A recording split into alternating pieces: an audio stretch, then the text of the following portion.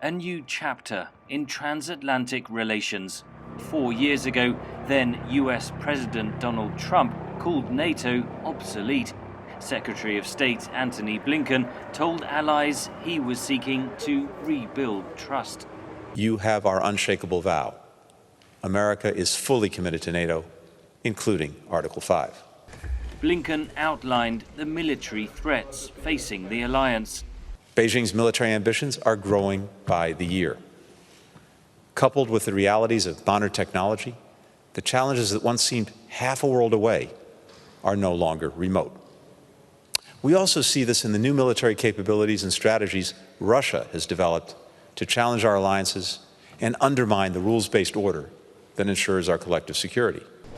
NATO's Secretary General welcomed the US commitment and warned of the dangers facing the alliance.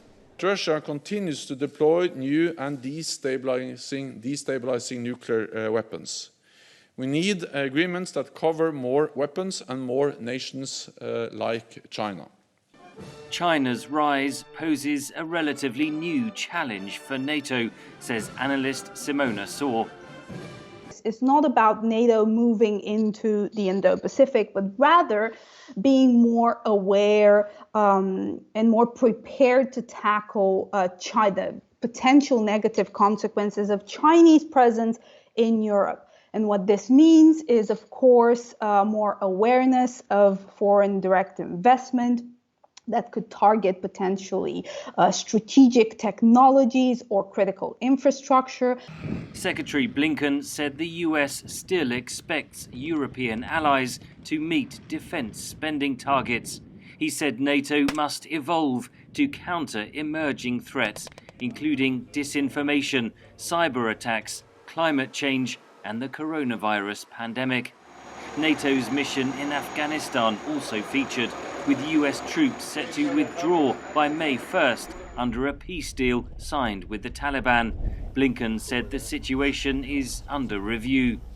Despite harmonious words, there are internal tensions in NATO. Blinken urged Turkey to drop its purchase of a Russian S-400 air defense system. Turkey said the deal is done. He also made clear US opposition to the Nord Stream 2 pipeline that would bring Russian gas directly to Germany. And despite the hawkish tone against China, the European Union is finalizing a trade agreement with Beijing. We know that our allies have complex relationships with China that won't always align perfectly. But we need to navigate these challenges together. That means working with our allies to close the gaps in areas like technology and infrastructure, where Beijing is exploiting to exert coercive pressure. Meeting top European Union officials Wednesday, Blinken said the EU was the United States' partner of first resort. His words have been warmly welcomed, but analysts say the test of the new transatlantic relationship is yet to come as the alliance faces up to threats on multiple fronts. Henry Ridgwell for VOA News, London.